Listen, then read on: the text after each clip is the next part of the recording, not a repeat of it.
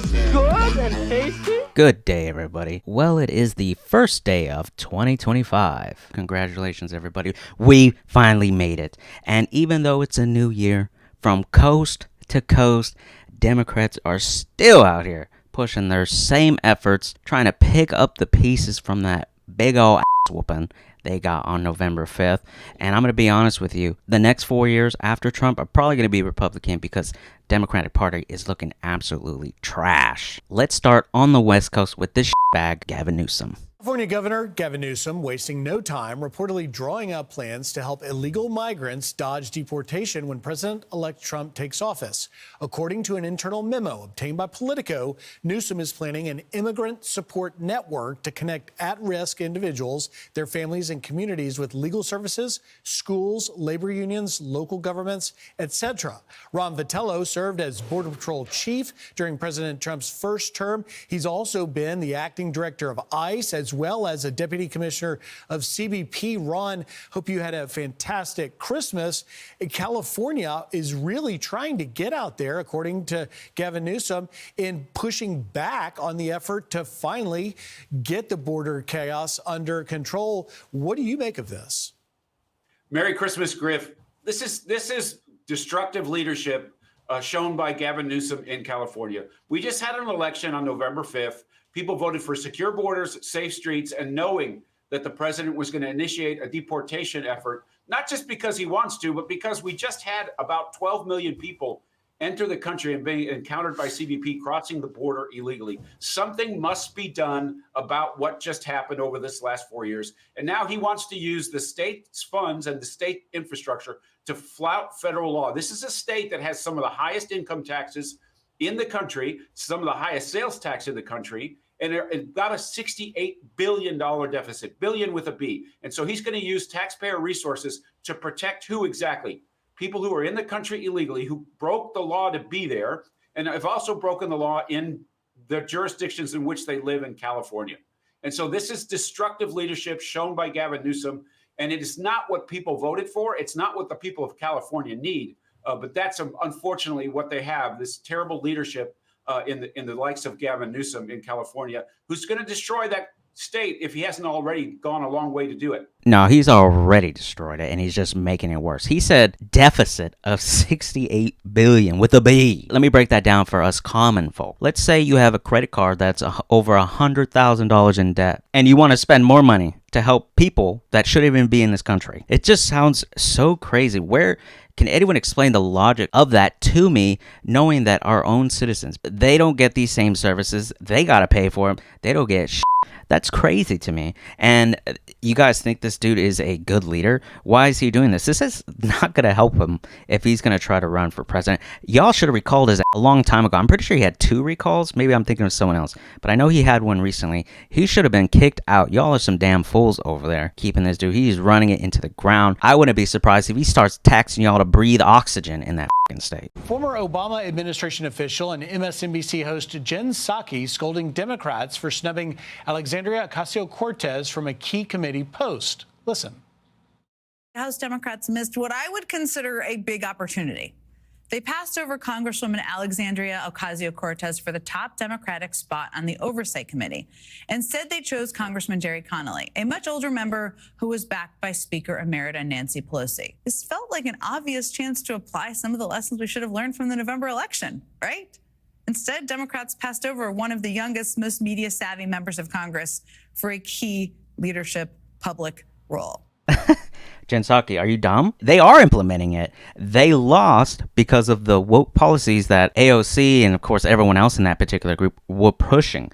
The majority of people in America don't want that crap, and that's what AOC kind of aligns herself with. So what did they do? They learned from their mistakes, at least they're trying to, and they put this old-ass dude in there. Old white guy, right? Not the colored person, but the white guy. Old, knows what he's doing. He's set in his ways. Because they're trying to get back to the center, because y'all are way over there somewhere out in Narnia land, when the people are over here in real world USA trying to live our lives. I can see why they passed her up. Now, don't get me wrong. I think she's smart enough to manipulate the media. Definitely good at manipulating the stupid youth that live over there. Sorry, guys, but it's true. Yeah, that would be a good, weapon for you guys to have maybe election time come around. Right now, you guys need to build up your credibility with the American people that you're all not fucking insane. I think that the Democrats made one right move, because if you look at why President Trump won, it was a mixture of a lot of the woke policies and the policies that the squad members, you've got AOC and the rest of the squad. I think that America voted for the Trump policies, and if the Democrats were really smart, they would hone in and not just look at the lunatic fringe side of the party to excel in leadership roles, but take a long, hard look. And it's fine to look at the youth. It's fine to look at younger members, but let's get members that are a little bit more moderate, because after the red wave that crashed into the Democratic Party, they have got to look and see what worked and what didn't. And AOC and the squad and all the woke members really aren't cutting it. So it's not about youth. It's about which direction the party is going, and really it was the wrong direction. It's good to tap into the youth, but it's the messaging that you're trying to resonate to everyone, which is both youth and old, right? All across the United States.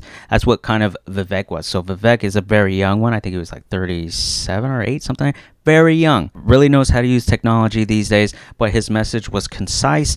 It made sense. It lines up with a lot of the values of people, right? AOC can definitely do that, but her messaging is bad and no one wants to hear a bad message. So it's just always going to fall flat. But he comes with a lot more experience. He has been 17 years on the oversight committee, and that was definitely key and played a crucial role in the upcoming election.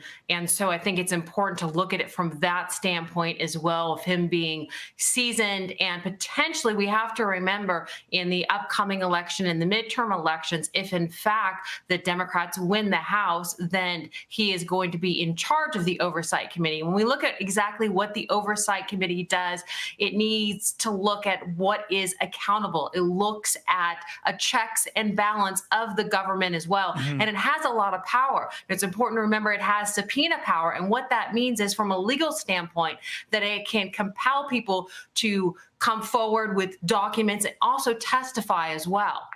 Noelle, I'll give you the last word. Do you think that the Democrats are just so far in the wilderness now with these losses that it's going to be an easy cruise to the midterms, or are you cautious of that? No, I actually, I don't want to be overly cautious, but I actually think that the Democrats have a great path going forward, because we're focused on the right things. And the right things are putting Americans first, securing the border, low taxes, less regulations. We are raring to go, and Trump has got a fantastic agenda, and I only think that we're just getting started. So I think the midterms in a couple of years are going to look fantastic for Republicans. I agree. I wouldn't count the Democrats out just yet for those midterm elections. But at the same time, if Trump comes out in those first 2 years blazing, knocking things off the list that he says he wanted to accomplish, I don't think that it's going to matter, because he'll be getting done. The people are going to like that. And that's essentially what they want, But as long as the Republicans stay on task, they do what they were set out to do. I mean, we have everything. There's no excuses now. I think it would be strong, and it would carry all the way through until the next election, which, again, if those final 2 years are great, I can see the Republicans also taking over, especially if it's someone like J.D. Vance. I don't know if Ron wants to come back out and try again. Vivek will definitely have my vote. I do think there are a lot of good contenders for the next Republican president, but like with everything, we'll just have to wait and see. But in case you forgot, if you enjoy the content, go ahead and hit the like and subscribe button for your favorite churro on YouTube. See you guys on the next one.